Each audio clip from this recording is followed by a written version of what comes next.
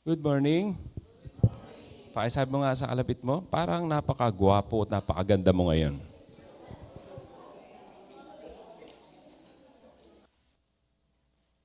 Sabi po sa Bible, we are fearfully and wonderfully made. Every day magpasalamat tayo sa Panginoon, sa biyaya niya, sa bawat paghinga, sa bawat araw, dahil ang buhay po ay blessing. Amen?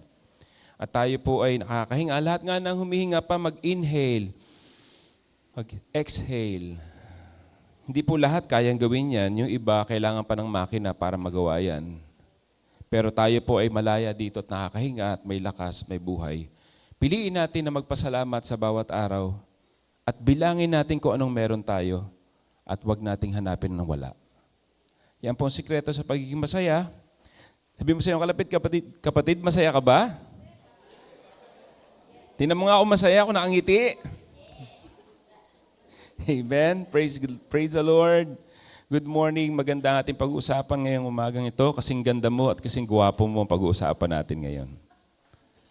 Hindi ko lang alam kung mapapangiti ka o mapapangiwi ka ngayong umagang ito. Ang pag-uusapan natin ay maliit na bagay lang. Maliit na bagay, nakuha ko ito sa kung matan kayo last time. Si Ate Tina nag-share ng God's principles and yung God's view and world's view. Kinuha ko po sa generosity versus greed. Naalala niyo yun? Na sa mundo, dapat kinakapitan mo mga bagay-bagay. Akin lang to. Yan ang mundo. Para tayo magtagumpay. Huwag natin bibitawan. Ipunin natin para tayo ay yumaman. Yan ang world's view. Pero sinare sa atin last week na ang God's view, bitawan mo. Generosity. So yun po pag-usapan natin. Tungkol lamang po dun sa dalawang yon. At ang title po ngayong umaga ay Ang Pera ay Maliit na Bagay. Amen? Ang pera ay maliit na bagay. Pwede bang sabihin nyo yan? Basahin nyo yun sa screen. Sabihin nyo, ang pera ay maliit.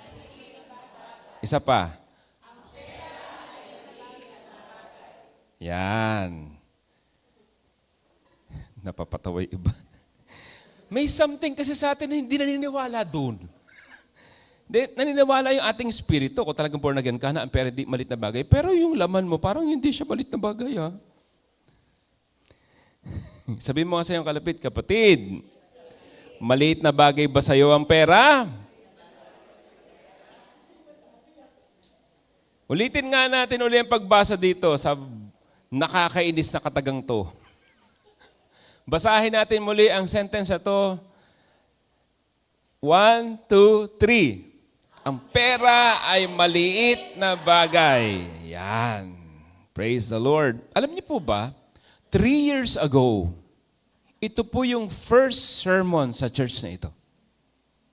Ito po yung first message. Mag-anniversary na po tayo. O nga pala, baka may maka-attend ng umaga. Ano? Next week na yun, di ba? Next week ang attend po natin ay 4:00 po ng hapon. Doon po sa Central School. Po, baka kayo mabigla. Pasensya, ngayon lang in-announce. Surprise! Baka po makapunta-punta kayo ng umaga dito na wala po. Nandun na po sa Central ng hapon. Kasi po, kaya po hapon, paggabi, kasi po ang ating backdraft o yung stage natin ay LED. Parang malaking TV. Yung ginaganap po sa mga beauty pageant, ganon. Yun po ang gagawin natin at hindi po siya ma-appreciate kapag maliwanag. So, kailangan pong medyo dumilim-dilim para mas magandang panoodin, mas maganda yung design. Amen? Siguro naman po makaka-attend na po yung tanghaliing gumising. Ano po? 4:00 na po. Excuse me naman po, pwede na po yan. Amen? 4:00. Yun po. At matatapos po siguro mga 7 to 8. Pero pwede po tayong hindi kagad umuwi. Pagsayawan nga tayo. Pag Sabado de Gloria, mga ganun. Although hindi ako nakaka-attend ng ganun. Ayoko ng sayawan kasi hindi naman ako magaling sumayaw. Yung mga magaling sumayaw, mahilig umattend na sayawan. Pero sa bagay, nakakita din naman ang hindi magaling sumayaw, uma-attend. Ang adwa panoodin pag sumasayaw yung hindi magaling. Ang pera ay maliit na bagay. Yun ang ating pag-uusapan. Generosity versus greed. Makikita natin to sa Lucas 16, 1-3. Tayo pong lahat ay tumayo, pagbasa po ng salita ng Diyos. Basahin lamang po natin, although ito ay Lucas 1-13, mahaba, pero basahin po natin yung 10-11. Doon po kasi tayo magpo-focus. Lucas 16, 10-11. Ang mapagkakatiwalaan sa maliit na bagay ay mapagkakatiwalaan din sa malaking bagay. At ang di tapat sa maliit na bagay ay di rin tapat sa malaking bagay. Kaya't kung di kayo naging tapat sa paggamit ng kayamanang makalupa, sino ang magtitiwala sa inyo ng tunay na kayamanan? Tayo po'y manalangin sa Panginoon. Lord, salamat po sa umagang ito. Salamat sa iyong salita. Gabayan niyo nga po kami, Banal na Espiritu, ang iyong salita. Hindi lamang manatiling salita, ito'y dumaloy sa aming mga buhay at mailakad namin. Maging prinsipyo namin ang iyong salita at maging buhay namin ang iyong salita, Panginoon. Gabayan niyo nga po kami ngayong umagang ito. Sa iyong papuri at pagdakila, ito ang panalangin namin. Sa pangalan ni Jesus, lahat ng anak ng Diyos at pinili niya, magsabi ng Amen. You may be seated in the presence of the Lord. Palakpakan po natin si Lord.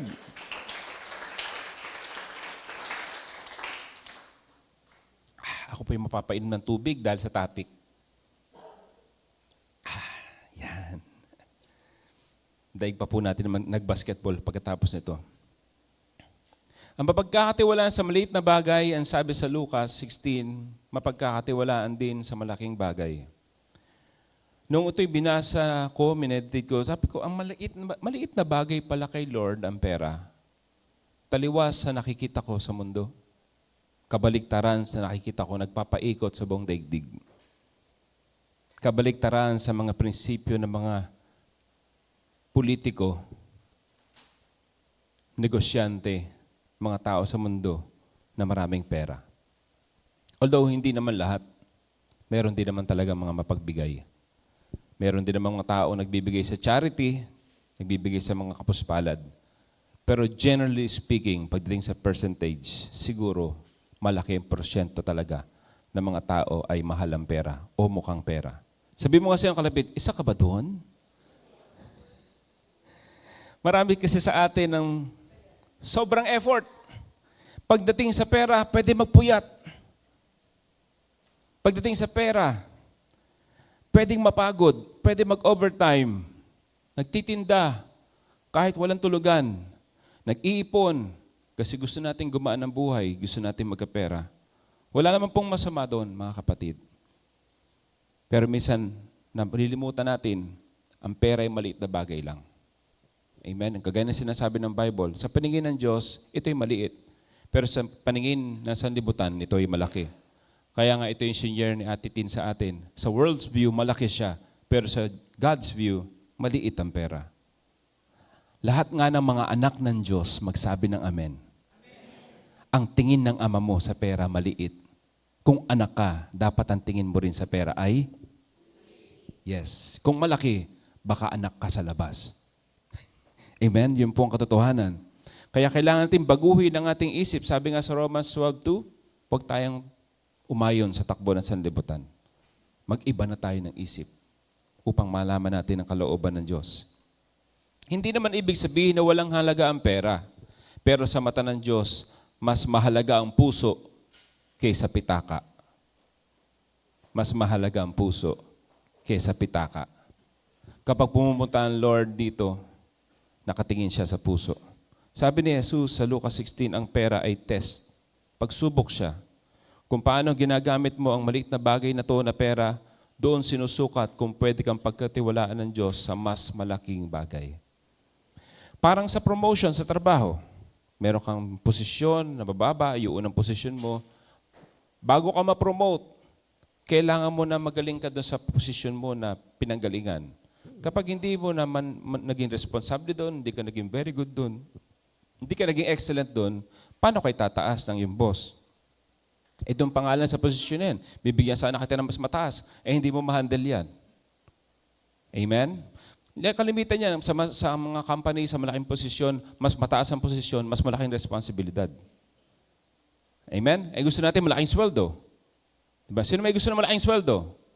Malaking responsibility po yun. Hindi pa pwede na bigyan ka ng boss mo ng malaking sweldo nang hindi tataas yung iyong responsibility.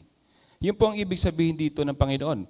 Pinasalamin ko lamang po sa totoong buhay, pero ganun din po sa spiritual.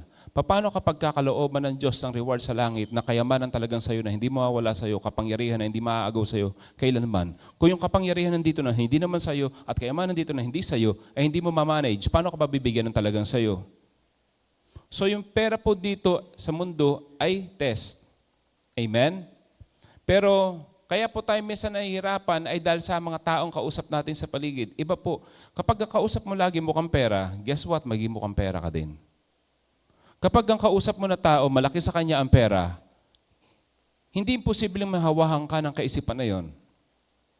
Kaya nga sabi ng secular na kasabihan, tell me who your friends are, I will tell you who you are. Amen? Sabi mo nga sa iyong kalapit, sino mga kaibigan mo? Tayo po makapag-analyze yan. Mga mukhang pera ba ang ating kaibigan? Wala bang inatupag yan kundi hanap buhay? Wala pong masama doon pero walang panahon sa Diyos. Nakakalimutan ng Diyos. Nakakalimutan ng salita niya. Ito po ay mananatili. Pagdating ng katapusan ng mundo at pagliglig ng Panginoon sa lahat ng pundasyon ng daigdig, makikita mo wala palang halaga lahat na kinakapitan mo dito sa mundo. Si Kristo lang. Kagabi, meron akong counseling, sabi ko, wala naman talagang security sa sanlibutan. Si Jesus lang ang ating security. Walang eternal security sa mundo. Lahat dito ay nagigiba. Amen?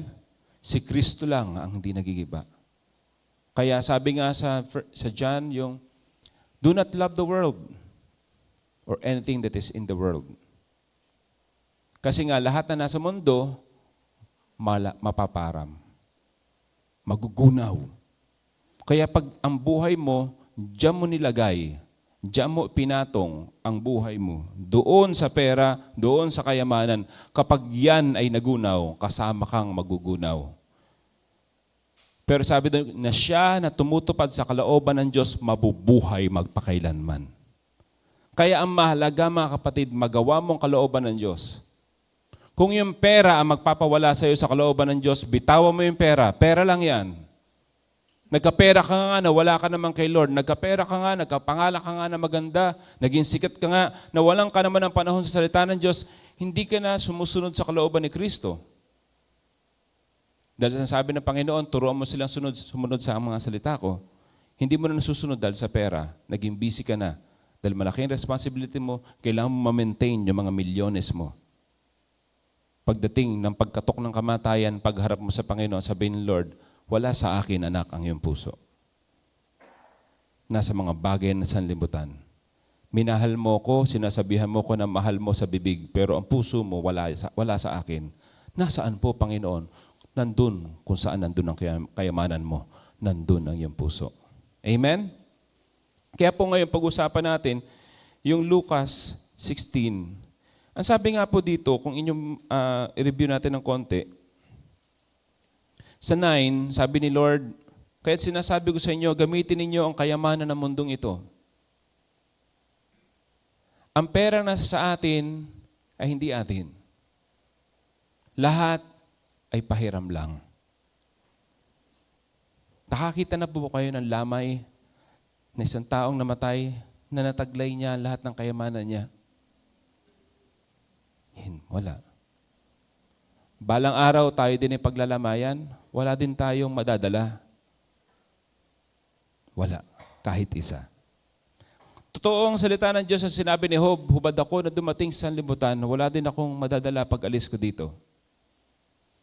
Pero ganong kadunong, minsan katuso ang kalaban, na hinahayaan ni Satanas na ibigay lang sa atin ang kayamanan para tayo ay malulong, malunod, at makalimutan na ang Diyos. Na pagpikit ng ating mga mata, huli na ang lahat. Kaya nga ito yung mensahe na to ay napakaganda kasi buhay ka pa, buhay pa ako. Ngayon pa lang, kailangan natin pagdesisyonan na ang pera ay maliit na bagay lang. Sabi mo nga sa iyong kalapit, kapatid, ang pera ay maliit na bagay. May main points po tayo pag-uusapan. Yung number 1, ang pera ay panandalian lang.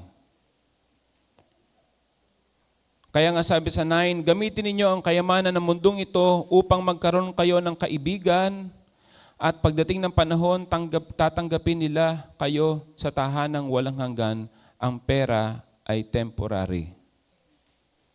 Darating ang panahon na ang pera ay nauubos, nade-deflate, bumababa yung value, nawawala, nananakaw.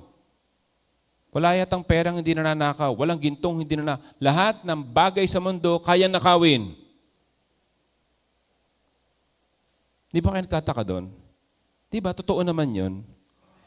Kapag napakagaling na magnanakaw, wala siyang pakialam kung gaano kagaling ang security mo. Kaya niya nakawan yun. Napanood nyo ng Ocean's 11, panoodin nyo. Walang imposible sa magnanakaw. Kaya niya nakawin. Basta nasa mundong ito. Isa lang ang bagay na nakita ko na hindi kayang nakawin ng tao sa kanyang kapwa. Pananampalataya. Yan ang hindi kayang nakawin. Tinry ng mga antichrist noon na nakawin ang pananampalataya sa mga unang Kristiyano. Kinuha ang bahay, kinuha ang lupa, kinuha ang trabaho, masaya pa rin sila. Pinakulong, may kapayapaan pa rin sila. Pinatay sila na nakangiti. Kailanman na hindi nanakaw ang kanilang pananampalataya at walang makakanakaw ng pananampalataya. Kaya ang pananampalataya, doon tuwang-tuwa ang Diyos. Amen? At yung pagbitaw mo sa pera at pagsasabi mo, hindi lang sa bibig, kundi sa puso mo na ang pera ay maliit na bagay, ay pananampalataya yan. Nagtatrabaho na ang pananampalataya sa buhay mo. Amen? Yung kabutihan na ginagawa natin, gamit ang pera, sino naniniwala dito na mas nagkakaroon ng power kapag ang pagtulong natin ay may kasamang pera. Diba? Yung isang tao na nangangailangan, sabi mo, praise the Lord, pagpalain ka ng Panginoon, makakauwi ka na. O yung God bless you, pagkamay niya sa iyo, may 1,000 dun sa kamay. Amen? Mas nakakatulong yon. Sabi nga, hindi aksidente si Santiago. Yun ang ginawang halimbawa niya sa pananampalatayang patay at pananampalatayang buhay. Ano sabi ni Santiago doon? Yung pananampalatayang may gawa at pananampalatayang walang gawa. Yung sabi ni Santiago na sabihin mo na God bless you, pero wala ka namang binigay. Hindi mo binigay ang kanyang pangangailangan. Kulang pala siya ng damit, wala pala siya nakain. Sila mo, God bless you. Wala daw mangyayari sa God bless you mo. Kung bibigyan mo siya ng pera, bibigyan mo siya ng damit, yun ang pananampalatayang may gawa. Amen? Di ba nakakataka? Yun ang ginamit niya ni Santiago sa faith. Pera pa rin. Ang sabi ni Jesus, gamitin mo yan, pera, para makatulong, makapaglingkod, para makapagpalaganap ng kabutihan, at para ma-share si Jesus. Mas madaling mag-share ng ebanghelyo kung tayo ay tumutulong sa tao. Amen? Kaya nga po sa ating pong pagbibigay sa church, ang mga binibigay po natin sa church, ginagamit po natin yan sa mga tao. Sa pagbibigay sa tao. Hindi po yan ginagamit ko pambili ng aking motor. O ginagamit ko para pambili ng aking toys. Hindi po. Ako po ay may hanap buhay din. At ako din po ay nag-iikapong kagaya nyo. Mamaya pag-uusapan po natin yung ikapo. Hindi po pwedeng hindi mapag-usapan. Kasi kailangan nating maliitin ang pera. At kung minamaliit natin ang pera, kaya mong bitawan ng 10. Pero kung malaking bagay sa iyo ang pera, hindi mo kaya yon.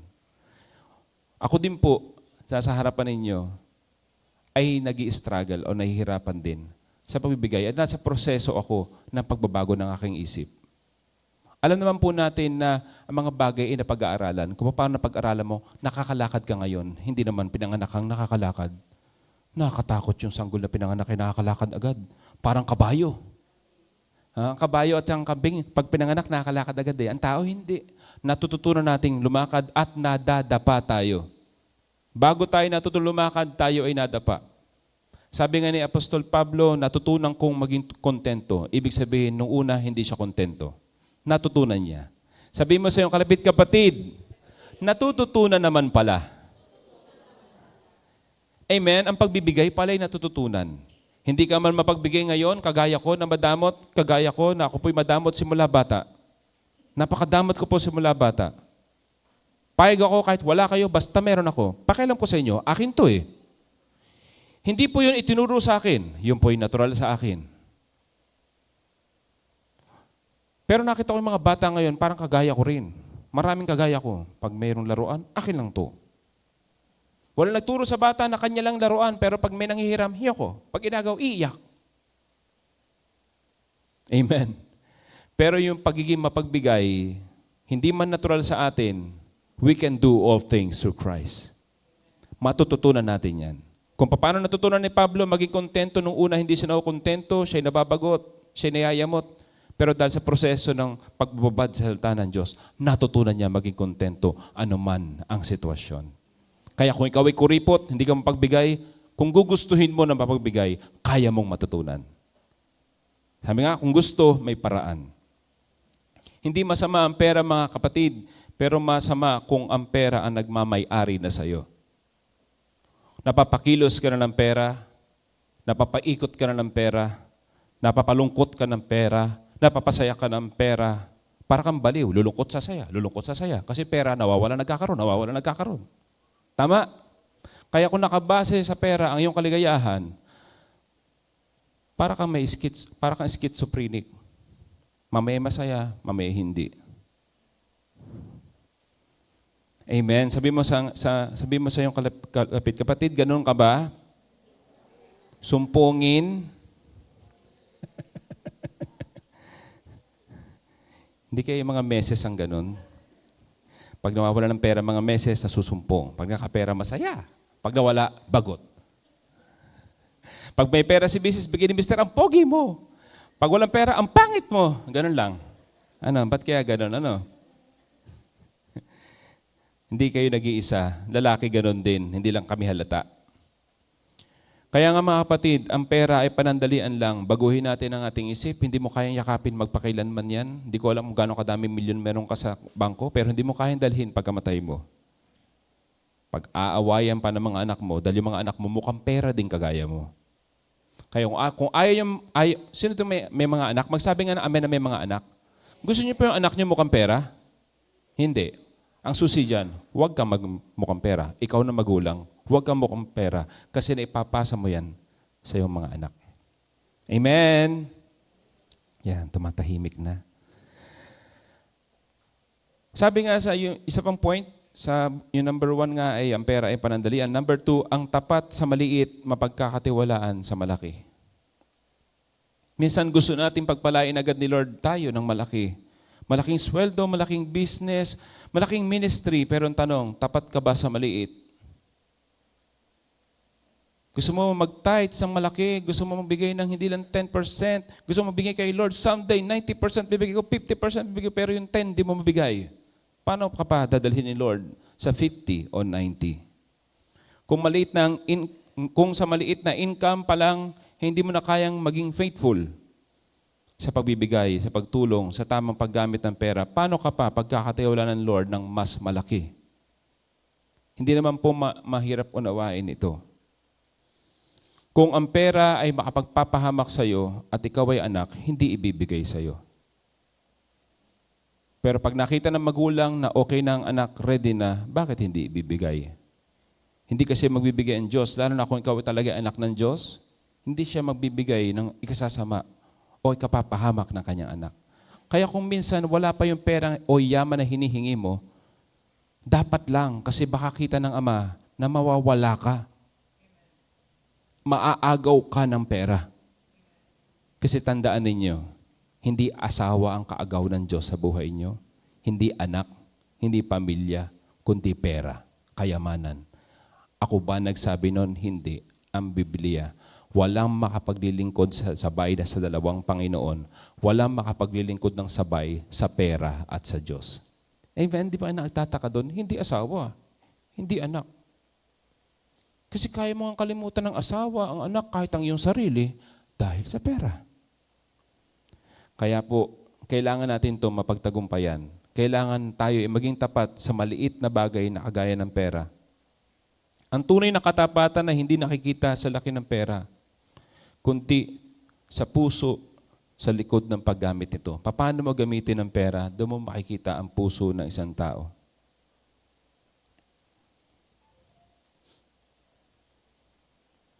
Halimbawa, meron kang 100. Yan.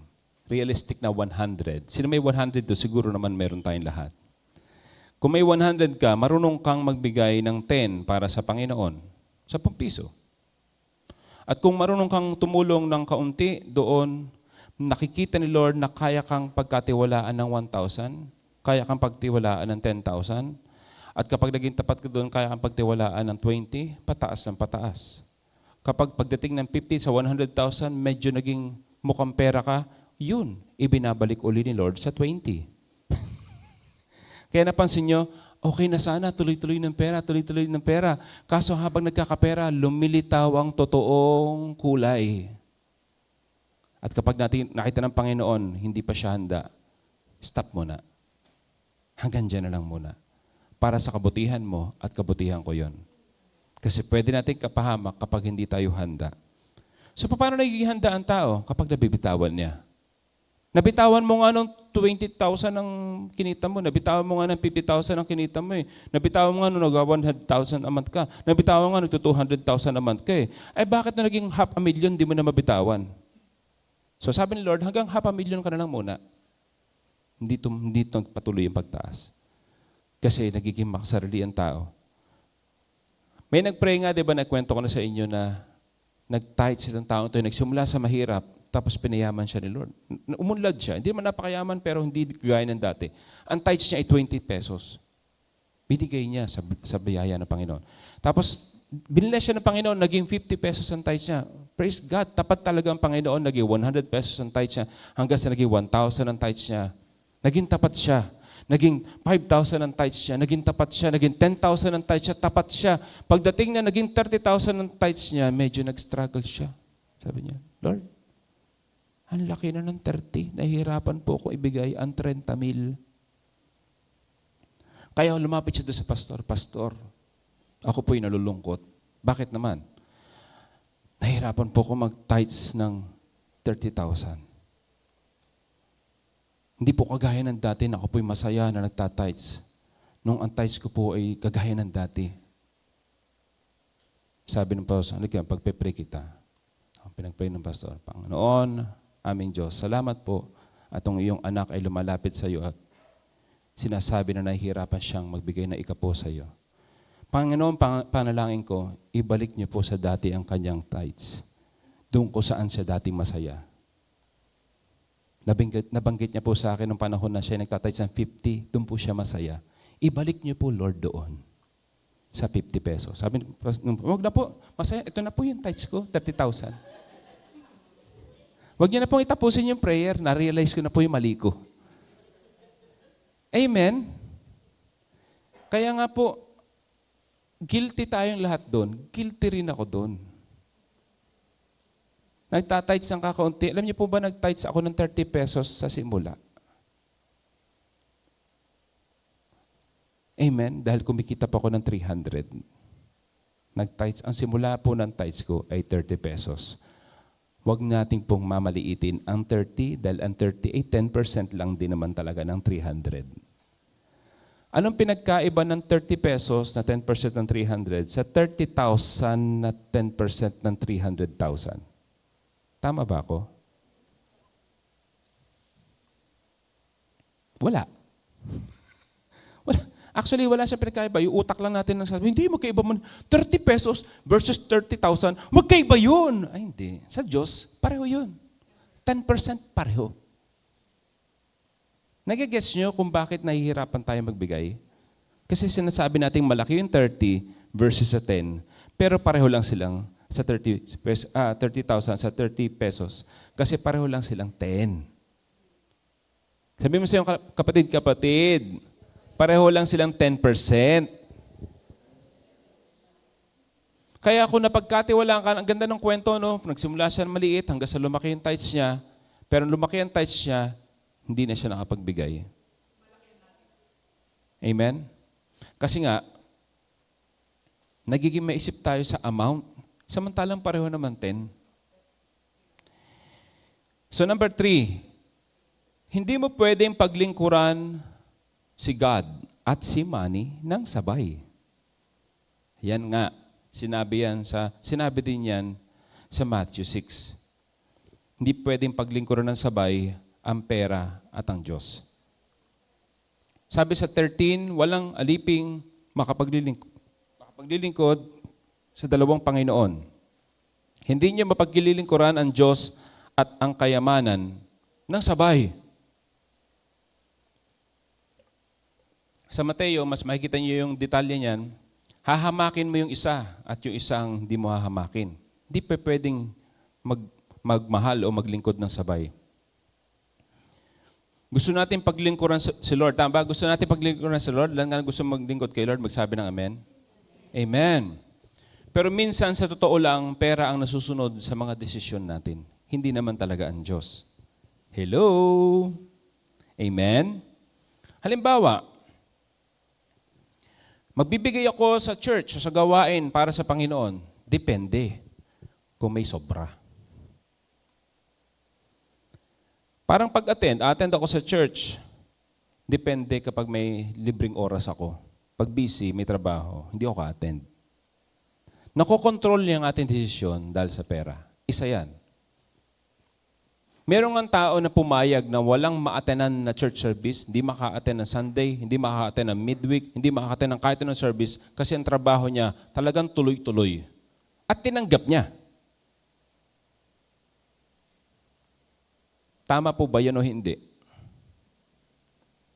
May pera siya, may sweldo siya. Na dati wala siyang trabaho. Pero ngayon may trabaho na siya. Buwan-buwan, may pera na siya. Pero wala siya dito.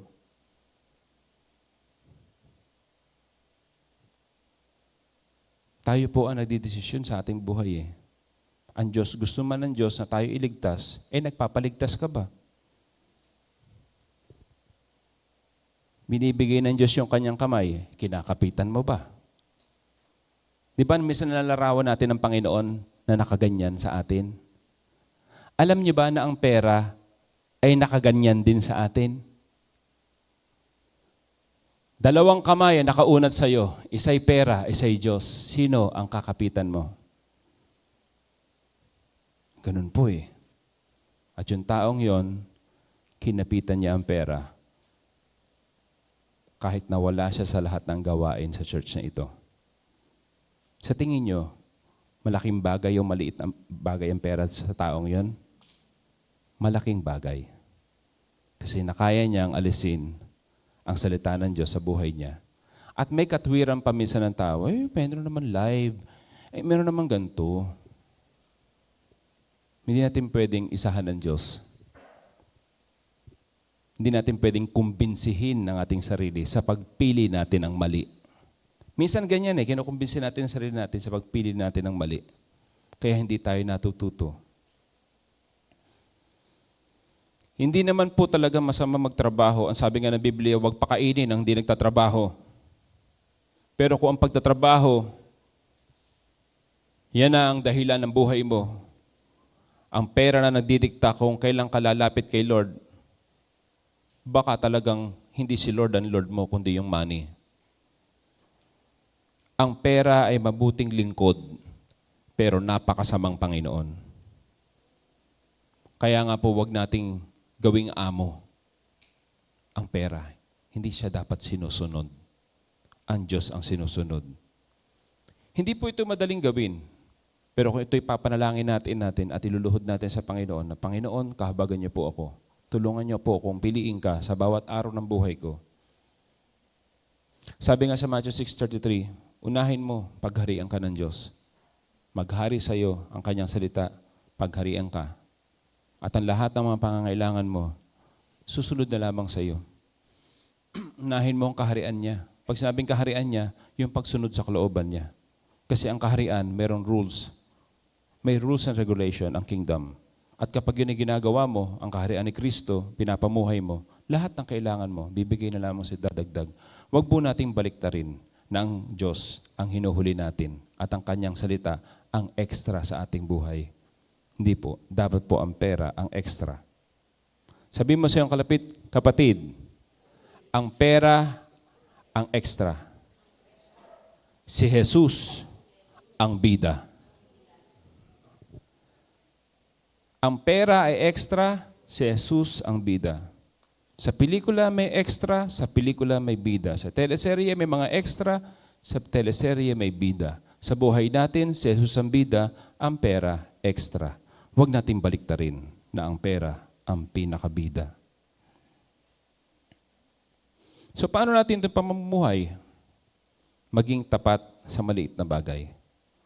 Sa paggamit ng allowance, sahod, yung sweldo, maging maingat, maging tapat, maging mapagbigay.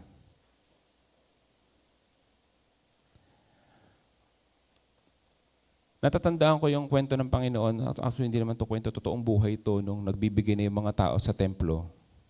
May isang babaeng balor na nagbigay ng lahat ng kanya. 3 kusing, 2 kusing, hindi ko alam kung eksaktong dami ng pera. Pero lahat ng pera niya, binigay niya. Ang sabi po ng Biblia, sinabi ni Jesus, kita nyo, siya ang pinakamalaking nagbigay. Kasi walang natira sa kanya. Minsan nakatingin tayo sa laki ng binibigay, pero ang totoo, tinitingnan ng Diyos, yung laki na naiiwan. Hello? Nagbigay ka nga ng 1 milyon, palakpakan ng buong barangay. Nagbigay ka ng 1 milyon, nagpalakpakan ng buong barangay. Yung pala natira sa'yo, 10 bilyon. Kuripot ka. Nagigets nyo? Si Kuya Glenn, nagbigay ng 1 milyon, kuripot. 10 bilyon tao yun eh. Yung pera niya, worth 10 bilyon. Ilan nga pong milyon sa 1 bilyon? Excuse me, hindi ko alam. 1,000 milyon ang meron sa 1 bilyon. Ulitin ko, 1,000 milyon ang meron sa 1 bilyon. Kung yung tao may 10 bilyon, magbigay ng 1 milyon, kuripot siya.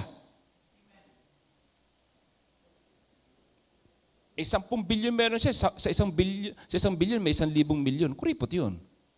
Pero pakitingin natin, galante. Pwede nga nangyari sa Panginoong Kristo yun, may nagbigay ng 1 milyon eh. Pero sabi ni Lord, mas marami nagbigay ng 2 kusing kasi walang natira. Mag-iba tayo ng isip, tumingin tayo kung paano tumingin ng Panginoon. Feeling natin, Lord, siguro naman, ang laki na naibibigay ko na sa iyo, talaga namang ako ay papapasukin mo sa langit kasi nabibitawan ko yung ganyan, 1,000, milyon. Tapos pag-check ng Panginoon sa bangko, nagbigay ka nga ng milyon, natira naman sa iyo 10 bilyon. Alam mo na kung saan ka pupunta. Pagdating mo ng langit, anak, nandyan yung papuntang impyerno, huwag mo nang hayaan tusan ko yung mga anghel na itulak ka. Tumalong ka na, magkusa ka. Kasi kung saan nandun ang kayamanan mo, nandun ang puso mo. Hindi mo ko kayang lokohin, anak. Sinasabi mo, mahal mo ko. Sinasabi mo, akong Panginoon mo. Show me the money. Saan pumupunta? Sa bag, sa jewelry, land, houses, sa travel, sa experience. Okay? Kwentahin natin yan. Addition lang naman yan eh. At the end of your life, sabi ni Lord, at the end of your life, sa huling buhay mo, bago ka mamatay, pagharap mo sa akin, kwentahan tayo. Alam niyo ba si Lord na nagpauso at siya nag-imbento ng math? Baka akala nyo, talo nyo si Lord sa kabibilang. May libro nga siyang bilang eh. Kwentahin lang ni Lord yan. Okay, suma total. Suma total tayo. Ano suma total? O di addition. Saan ang kayamanan mo pumunta? Okay, ito. Lista. Nako, mahilig dito yung, magagaling dito yung iba. Yung OC, magaling maglista yan. Pag nakita mo sa lista, at ang lista hindi magsisinungaling. At ang lista sa langit, hindi pwedeng doktorin. Nakalista yon. Madali lang kausap si Lord. Titimbangin niya. Saan mas marami? Mas marami doon ba sa preach the gospel? Make disciples of all nations? Kasi yun ang aking huling sinabi. Doon kaya pumunta ang maraming pera sa pagpapangaral ng mabuting balita para maligtas sa maraming tao, sa pagtuturo sa mga tao na maging tagasunod ni Kristo, o sa mall, o sa bahay at lupa. Hindi siya masama yung mag-enjoy tayo. Pero nalimutan mo na yung Great Commission. Yung pagtulong sa mahirap. Kasama kasi sa gospel ang pagtulong sa mahirap, pagbibigay sa mga walang kapuspalad. Kasama sa ebanghelyo yun. Hindi lang pagsalta ng kaligtasan si Kristo, hindi mamigay ka, mamudmud ka. Si Jesus, namumudmud yan. Namimigay yan, kaya nga may treasurer yan. Sinabi nga, ebidensya na namumudmud si Lord, namimigay ng pera. Sabi ni Judas, sayang yung pera. Yung binasag na yan, 1 taong sayang yan. Sana kinuha na lang natin yung pera at pinamigay sa mahihirap. Ang totoo, hindi siya concerned sa mahihirap, ninanakaw niya yung pera eh. So doon sa sinabi ni Judas, nagpapatunay na ang Panginoon may ministry ng giving. Sa end of your life, saan napunta ang iyong pera? Kapag nakwenta yan ng anghel ng Diyos, mas marami dito, ay nandun ang puso niya. Alam mo na kung saan ka, diyan ang daan, wag mo na hayaang itulak ka, magkusa ka na, talon. Amen? Yun po talagang katotohanan. Ayoko magsinungaling sa bawat isa at pabilugin ng ulo ng bawat isa. Iba naman pong usapan yung mamamatay ka na, hindi mo kilala si Lord. Kagaya na magnanakaw na yon, hindi naman siya nakapagbigay, pero naligtas siya. Ibang usapan yun, mamamatay na kasi yun eh, hindi naman niya alam yung katotohanan. Hindi siya nagkaroon ng pagkakataon makilala ang Panginoon, makipagrelasyon sa kay Lord, lumakad ng kanyang katuwiran. Ilang hinga na lang kasi. Tayo, buhay ka pa eh. Sabi mo siyang kalapit kapatid, buhay ka pa eh. Hindi ka naman ilang hinga. Marami pa eh. May pagkakataon pa. Maging tapat tayo sa maliit na bagay. Gamitin na natin ang pera para sa tama. Sa halip na puro luho, gamitin mo sa pagtulong. Sa ministry, sa pag-share ng kabutihan. Alalahanin natin na ang Diyos ang source. Si Lord ang pinagmumulan ng pera. Hindi talaga sa atin ang ating tinatangkilik. Tayo lamang ay tagahawak at tinatanong natin yung totoong may-ari kung saan ito gagamitin. Sinasabi ko sa sarili ko yun kasi pag may hawak kang pera, may hawak kong pera, akin to. Ako masusunod, ako saan ito dadalhin. Pero yung totoo, wala tayong dala sa sanlibutan. Tanungin natin yung tunay na may-ari, saan po ito? Para saan po ito, Panginoon? Alalahanin ang Diyos ang source. Hindi ang trabaho ang source, hindi ang negosyo. Ang Diyos ang tunay na pinagmumulan ng lahat. At sa pangwakas po, sa conclusion, masasabi natin sa mensahe na to na ang pera ay maliit na bagay lang. Pero sa maliit na bagay na ito, sinusubok ng Diyos kung mapagkakatiwalaan niya tayo. Kung kaya natin maging tapat sa bagay na panandalian, pagkakatiwalaan niya tayo ng kayamanang walang hanggan. Actually, dito ako nasasabik. Lahat kasi ng meron tayo sa ngayon, ang tawag dyan sa wikang Pilipino ay ari-arian. Ibig sabihin, hindi talaga sa'yo. Pero dating ang panahon, bibigyan ka ng Panginoon na talagang sa'yo at hindi mawawala sa'yo magpakailanman. Kaso, hindi mo tatanggapin yon, hindi ka magkakaroon nun, kung dito pa lang sa mundo na hindi naman kayamanan na sa'yo, ay hindi mo ma-handle. Hindi mo na manage kung ano yung gusto ng may-ari. Paano ka pambibigyan ng talagang para sa'yo? Parang yung kwento ng isang CEO na meron siyang tao na tagagawa ng mga bahay. May townhouses siya. Naging matapat yung kanyang trabahador na yon, nakanang kamay niya, gumagawa ng bahay, townhouses para sa kanya. Pero may konti rin siyang pandaraya sa mga materyales. Isang araw, sabi niya, sige, ito gawin mo tong townhouse na to. Gandahan mo, galingan mo. Malapit na siya mag-retire, umalis siya sa boss niya. Ang ginawa niya, tinipid niya. Materyales, bubong, pader, pintura, tinipid niya. Okay? Kasi huling project ko naman to sa boss ko, mag-retire na ako. Malipas ang ilang panahon, sabi ng boss, ayan, very good, natapos na. Okay ba, boss? Okay. Tapos nilabas ng boss yung susi. Ito yung susi, yung bahay. Ayan kamay mo. Sa'yo yan. Regalo ko sa'yo. Sabi ng lalaki, Akin pala yun. Tinipid ko eh. Di ba? Anong mensahe nun? Yung sinasabi ko sa inyo, paano ka bibigyan ng Diyos? Kung yung hawak mo, hindi mo mapagkatiwalaan, sa'yo din babalik yung karma kapag hindi mo ginawa ang tama. Ang pera ay maliit, pero si Lord sa puso nakatingin. Pag tama ang puso mo sa pera, magiging channel ng blessing ka sa iba. At yun ang gusto natin. Maging alulod tayo sa ating kapwa. At walang alulod na tuyo. Kapag umuulan, lagi siyang basa. Kaso nga lang, hindi siya naiipunan. Walang alulod na naiipunan. Kapag ang alulod na ipunan, kinakalawang, nilalamok. Nagiging sumpa yung alulod.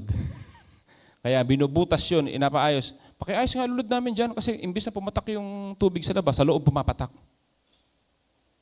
Ang alulod ay dinadaanan. Yan ang gusto ng Panginoon sa atin. Ang daanan tayo ng pagpapala para mabless ang iba at umalis tayo sa daigdig na to na walang naipon kundi nadaanan lang. Pero walang dinaanan na buhay na mahirap.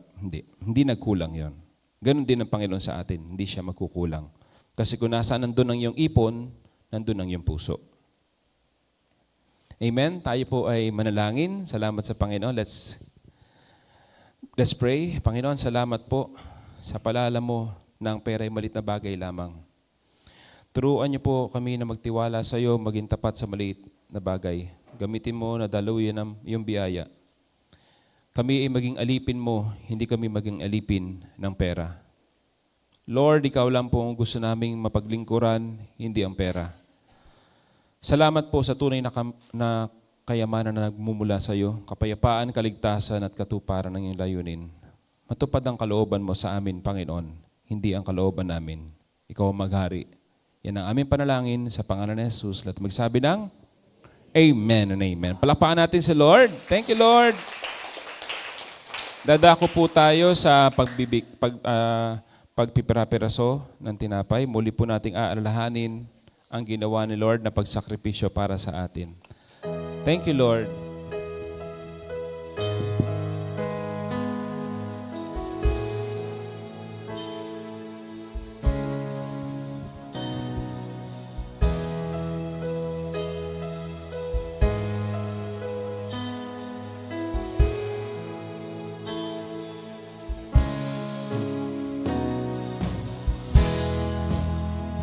Panginoon, ang ngalan mo ay galing at sandigan ko, di nagbabago. Pangako mo, salita mo'y panghahawakan, sa iyo lamang Tayo pong lahat ay tumayo. matatagpuan, sa iyo lamang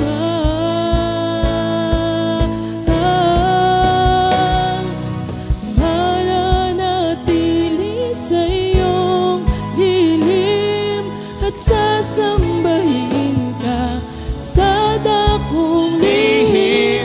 Mananatili sa iyong lilim nang masumpungan ka sa dakong lihim. Mananatili sa iyong lilim at sasambahin ka sa dakong lihim. Mananatili sa iyong lilim nang masumpungan ka sa dakong lihim. Atin pong itaas ang tinapay na kung saan ito'y sumisimbolo sa katawan ng ating Panginoon na siya nasugatan, nasaktan at nabugbog upang tayo gumaling sa ating mga karamdaman. Tinaas ni Jesus ang tinapay at pinagpira-piraso ito at sinabi, ito ang aking katawan na binibigay ko naman para sa inyo. Tuwing ito'y inyong kakanin, tanggapin ninyo ito bilang pag-alaala sa akin. Sabay-sabay po natin kainin.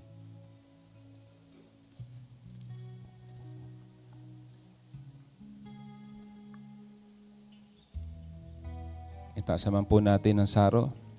Ang sarong ito ay ang dugo ng Panginoong Jesus na siyang humuga sa lahat ng ating kasalanan. Gayun din naman matapos magapunan ng Panginoong Jesus ay dumampot ng saro at sinabi, ang sarong ito ay ang aking dugo na siya nagpapatibay sa bagong tipan. Tuwing ito inyong iinumin, gawin ninyo ito bilang pag-alaala sa akin. Sabay-sabay po nating inumin. Thank you, Lord. Thank you, Jesus. You may be seated in the presence of God. Thank you, Lord.